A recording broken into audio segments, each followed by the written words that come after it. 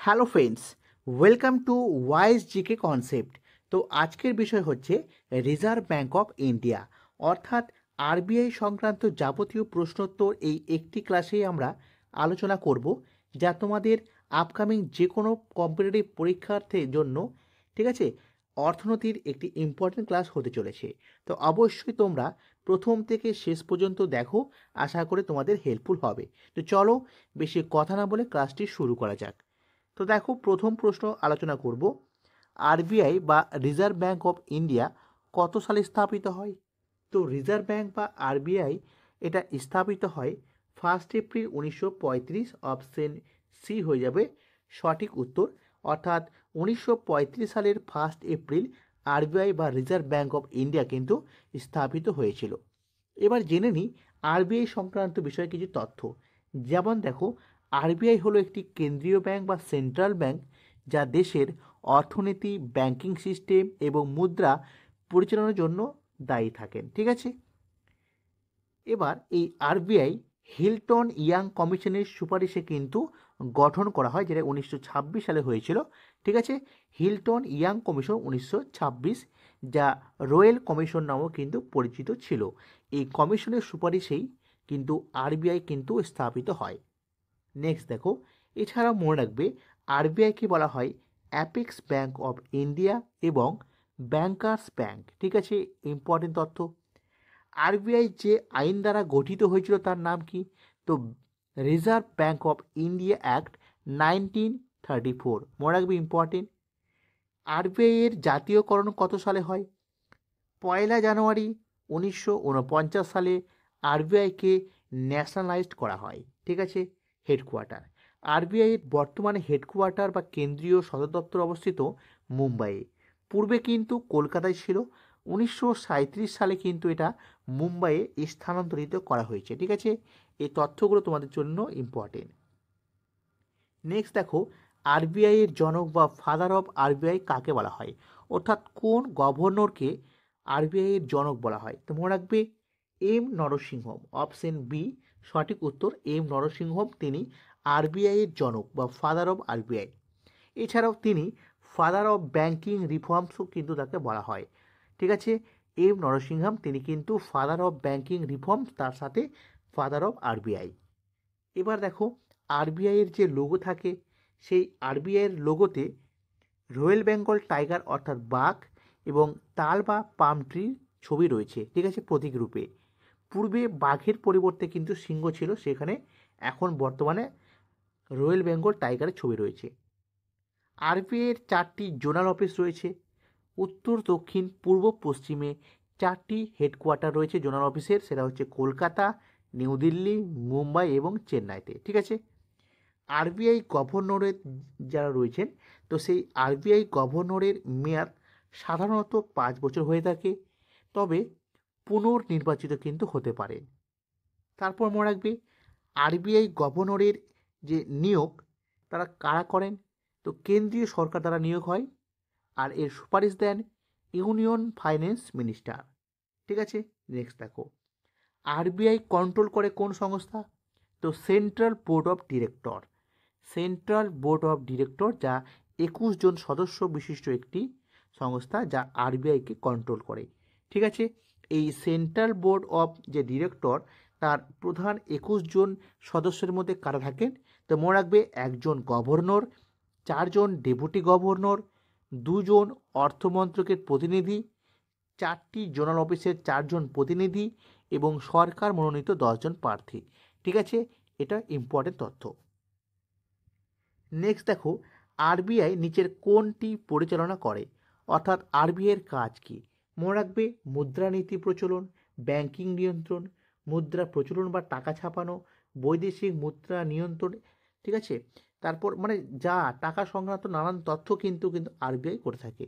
ঠিক আছে, লোন দেওয়া, লোন নেওয়া, এই জন্য ব্যাংকার্স ব্যাংক বলা হয়। ঠিক আছে, নেক্সট দেখো, এখানে কিছু তথ্য জানতে হবে। যেমন দেখো, আরবিআই এর বর্তমান গভর্নর কে রয়েছেন? তো মনে রাখবে 26তম গভর্নর রয়েছেন সঞ্জয় মালহোত্রা। ঠিক আছে, ইম্পর্টেন্ট। এবং আরবিআই এর যে 4জন ডেপুটি গভর্নর রয়েছেন বর্তমানে কারা? তো পুনম গুপ্তা, স্বামীনাথন জে, এম রাজেশ্বর রাও এবং টি রবিশঙ্কর। তাদের মধ্যে পুনম গুপ্তার নামটা ভালো করে মনে রাখবে, কারণ সম্প্রতি কিন্তু পুনম গুপ্তা ডেপুটি গভর্নর রূপে নিযুক্ত হয়েছেন। ভারতের চতুর্থ মহিলা ডেপুটি গভর্নর পুনম গুপ্তা, ঠিক আছে। আর 26তম গভর্নর সঞ্জয় মালহোত্রা। এবার দেখো আরবিআই এর প্রথম গভর্নর কে ছিলেন? তো স্যার অসবর্ন স্মিথ ছিলেন। আরবিআই এর প্রথম ভারতীয় গভর্নর কে ছিলেন? তো সিডি দেশমুখ। তারপর আরবিআই এর প্রথম মহিলা ডেপুটি গভর্নর কে ছিলেন? তো কে জে উদেশি, ইম্পর্টেন্ট। আরবিআই এর সবচেয়ে দীর্ঘমেয়াদী গভর্নর কে ছিলেন? তো বেনেগাল রামারাও। 7 বছর 197 দিন কিন্তু তার কার্যকাল ছিল। তারপরে আরবিআই এর সবচেয়ে স্বল্প মেয়াদী বা কম দিন ছিলেন পদে? তো অরিজিৎ পাটিল, মাত্র 20 দিন ছিলেন। 1 টাকার নোট বাদ দিয়ে আরবিআই সমস্ত বাকি কারেন্সি কিন্তু জারি করে, ঠিক আছে, মনে রাখবে। তাহলে 1 টাকার নোট বাদ দিয়ে বাকি সমস্ত নোট জারি করে কে? আরবিআই, ঠিক আছে। তো ওই জন্য দেখবে 1 টাকার নোটে কিন্তু আরবিআই এর যে গভর্নর রয়েছেন তার স্বাক্ষর থাকে না, থাকে কার? অর্থ সচিবের, ঠিক আছে। আর 1 টাকার নোট বাদ দিয়ে বাকি নোটে স্বাক্ষর থাকে রিজার্ভ ব্যাংকের যে গভর্নর থাকে তার, ঠিক আছে। আর আরবিআই যে সমস্ত কারেন্সি নোট জারি করে তাকে বলা হয় ব্যাংক নোট, মনে রাখবে। তারপরে আরবিআই এর অ্যাকাউন্টিং ইয়ার বা ফাইন্যান্সিয়াল ইয়ার শুরু হয় 1 এপ্রিল থেকে 31 মার্চ পর্যন্ত। পূর্বে কিন্তু এটা আলাদা ছিল, 2020 থেকে চেঞ্জ হয়েছে, ঠিক আছে, মনে রাখবে। তারপর দেখো কোন প্রধানমন্ত্রী আরবিআই এর গভর্নর হয়েছিলেন? একমাত্র ভারতের প্রধানমন্ত্রী যিনি কিন্তু একসময় আরবিআই এর গভর্নর হয়েছিলেন। তো তিনি কে? তিনি হচ্ছেন আমাদের doctor Manmohan Singh. Option B হয়ে যাবে সঠিক উত্তর। এবার কিছু তথ্য জানতে হবে, যেমন দেখো আরবিআই এর সাথে জড়িত একটি কথা, ল্যান্ডার অফ লাস্ট রিসর্ট। এই কথাটির অর্থ কী? তো মনে রাখবে ব্যাংক সংকটে আরবিআই ঋণ প্রদান করে, এইটি হচ্ছে ল্যান্ডার অফ লাস্ট রিসর্ট বলা হয়। ব্যাংক সংকটে যখন আরবিআই ঋণ প্রদান করে তখন সেটাকে বলা হচ্ছে ল্যান্ডার অফ লাস্ট রিসর্ট, ঠিক আছে। নেক্সট দেখো আরবিআই কী ধরনের নীতি প্রচলন করে মুদ্রাস্ফীতি নিয়ন্ত্রণ করে? সেক্ষেত্রে মনিটারি পলিসি কিন্তু অ্যাপ্লাই করে। তারপর আরবিআই কোন নীতি ব্যবহার করে অর্থ সংকট কমায়? তো সেক্ষেত্রে ক্রেডিট নিয়ন্ত্রণ বা ক্রেডিট কন্ট্রোলের মাধ্যমে। তারপর দেখো আরবিআই এর কোন নীতি ব্যাংকের নগদ রিজার্ভ নির্ধারণ করা হয়? সেটা হচ্ছে সিআরআর বা ক্যাশ রিজার্ভ রেশিওর দ্বারা, ঠিক আছে। তো এই ক্যাশ রিজার্ভ রেশিও কি? তো মনে রাখবে ক্যাশ রিজার্ভ রেশিও বা সিআরআর হচ্ছে প্রতিটি ব্যাংকে, ঠিক আছে, তাদের আমানতের বা ডিপোজিটের একটা নির্দিষ্ট অংশ নগদ হিসেবে আরবিআইয়ের কাছে জমা রাখতে হবে, সেটি হচ্ছে সিআরআর। আর এসএলআর বা মানে কি? এসএলআর এর ফুল ফর্ম হচ্ছে স্ট্যাটুটরি লিকুইডিটি রেশিও, ঠিক আছে, ইম্পর্টেন্ট। তো এটি কি? তো ব্যাংকগুলোকে তাদের আমানতের একটি অংশ আরবিআইয়ের অনুমোদিত সিকিউরিটিজ সিকিউরিটিজ হিসেবে, মানে যেমন স্বর্ণ, সরকারি কোনো বন্ড বা নগদ, এগুলো কিন্তু এটা সিকিউরিটিজ হিসেবে আরবিআইয়ের কাছে গচ্ছিত রাখতে হবে, ঠিক আছে, লিকুইড ফর্মে। সেটাই হচ্ছে এসএলআর বা স্ট্যাটিউটারি লিকুইডিটি রেশিও, ঠিক আছে। নেক্সট দেখো আরবিআই যখন দীর্ঘমেয়াদী ঋণ দেয় কোনো বাণিজ্যিক ব্যাংকে তখন যে সুদের হারে সেটা নেয় সেটা হচ্ছে ব্যাংক রেট বলা হয়। তারপর ব্যাংকগুলো যখন আরবিআই থেকে স্বল্পমেয়াদী ঋণ নেয় তখন যে সুদ দেওয়া হয় সেটাই হচ্ছে রেপো রেট। একই রকম বিপরীতক্রমে ব্যাংকগুলো যখন তাদের অতিরিক্ত টাকা আরবিআইয়ের কাছে জমা রাখে তখন আরবিআই যে সুদ দেয় তাকে বলা হচ্ছে রিজার্ভ রেপো রেট, ঠিক আছে। এই যে এসএলআর, সিআরআর, ব্যাংক রেট, ঠিক আছে, repo rate, reverse repo rate, এগুলো কিন্তু পরীক্ষায় অনেকবার জিজ্ঞেস করে, ঠিক আছে। তো অবশ্যই ভালো করে দেখে রাখবে। এবার আরবিআই সংক্রান্ত কিছু তথ্য আমাদের জানা খুব দরকার, ঠিক আছে। তো সেগুলো তোমাদের আমি বলছি, দেখো প্রথমে জানবো মনিটারি পলিসি যে কমিটি রয়েছে যাকে আমরা এমপিসি বলা হয়, তো সেটা কত সালে স্থাপিত হয়েছিল? 2016 সালে। আরেকটা কথা বলে রাখি, এই 2016 সালে কিন্তু ভারতে এই 2000 টাকার নোট কিন্তু প্রচলন হয়, ঠিক আছে। তারপর এমপিসি এর কতজন সদস্য থাকে? তো 5 জন। এমপিসি এর প্রধান কাজ কি? সেটা হচ্ছে রেপো রেট নির্ধারণ করা হচ্ছে এমপিসির কাজ। এবার দেখো রেপো রেট যদি বেড়ে যায় কি হবে বলো? রেপো রেট যদি বেড়ে যায় তো ঋণের ব্যয় কিন্তু বৃদ্ধি পাবে, সেক্ষেত্রে ব্যয় কমে যাবে এবং মুদ্রাস্ফীতি নিয়ন্ত্রণ হবে, ঠিক আছে। তারপর রেপো রেট যদি কমে যায় তাহলে সেক্ষেত্রে কি হবে? ঋণ সস্তা হবে, ব্যয় বৃদ্ধি পাবে এবং অর্থনীতি চাঙ্গা হবে। তারপর দেখো সিআরআর বাড়লে কি হবে, তো সেক্ষেত্রে ব্যাংকের ঋণ ক্ষমতা কিন্তু হ্রাস পাবে। ঠিক আছে, এসএলআর যদি বাড়ে কি হবে, তো ব্যাংকের ঋণ ক্ষমতা কমে যাবে, ফলে সরকারি যে সিকিউরিটিতে বেশি বিনিয়োগ হবে। ঠিক আছে, এগুলো important.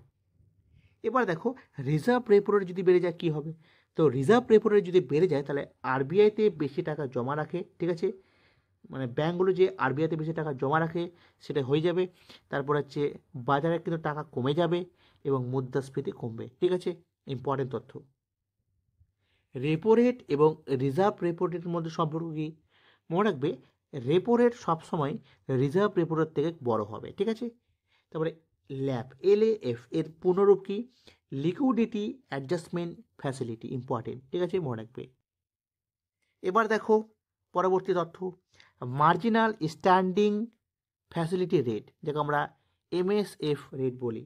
Marginal standing facility rate কোন ধরনের ঋণের ক্ষেত্রে প্রযোজ্য, মনে রাখবে ব্যাংকের অতিরিক্ত যখন জরুরি পড়ে ঋণের তখন কিন্তু এটা প্রযোজ্য হয়। ঠিক আছে, নেক্সট দেখো ওপেন মার্কেট অপারেশন বা OMO দ্বারা আরবিআই কী করে, তো ওপেন মার্কেট অপারেশন দ্বারা আরবিআই কিন্তু বাজারে টাকা সরবরাহ বা কমিয়ে দেয়। রেপো রেট এবং ইনফ্লেশনের রেটের সম্পর্ক কি, মনে রাখবে রেপো রেট যদি বৃদ্ধি পায় ইনফ্লেশন কিন্তু কমে যাবে। ঠিক আছে, তারপর দেখো আরবিআই কত ধরনের ব্যাংককে নিয়ন্ত্রণ করতে পারে, তো মনে রাখবে সমস্ত বাণিজ্যিক bank, cooperative bank, non banking financial কোম্পানির প্রত্যেকটি কিন্তু আরবিআই দ্বারা নিয়ন্ত্রিত হয়। তারপরে শিডিউল ব্যাংক কি, তো শিডিউল ব্যাংক হচ্ছে যে সমস্ত ব্যাংকগুলো আরবিআইয়ের তালিকাভুক্ত রয়েছে তারা বলা হচ্ছে শিডিউল ব্যাংক, আর যারা তালিকাভুক্ত নয় তারা বলা হচ্ছে নন শিডিউল ব্যাংক। ঠিক আছে, আরটিজিএস এর ফুল ফর্ম হচ্ছে রিয়েল টাইম গ্রস সেটেলমেন্ট, এটাও ইম্পর্টেন্ট। তারপরে NEFT, এটাও ফুল ফর্ম মনে রাখবে national electronic fund transfer. Demonetisation বা নোটবন্দি, তোমরা কতটা শুনে থাকবে, ডিমনিটাইজেশন বা নোটবন্দি ভারতে এখনও পর্যন্ত মাত্র 3বার হয়েছে। প্রথমবার 1946 সালের 19শে জানুয়ারি। ঠিক আছে, 1000 এবং 10,000 টাকা নোট বাতিল হয়েছিল ভারতের প্রথম। তারপর দ্বিতীয় 1978 সালে, যখন ভারতে মোরারজি দেশাইয়ের সরকার চলছিল সেই সময় 1000 টাকা এবং 5000 টাকা এবং 10,000 টাকা নোট কিন্তু বাতিল হয়। তারপর দেখো তৃতীয়বার সবচেয়ে বড় নোটবন্দি 8ই নভেম্বর 2016, যখন নরেন্দ্র মোদী সরকার রাজ করছে। ঠিক আছে, সেই সময় 500 টাকা এবং 1000 টাকার নোটকে বাতিল করা হয়, আর সেই সময় কিন্তু 2000 টাকার নোটকে প্রথম চালু করা হয়েছিল। ঠিক আছে, তো এগুলো অবশ্যই পড়বে।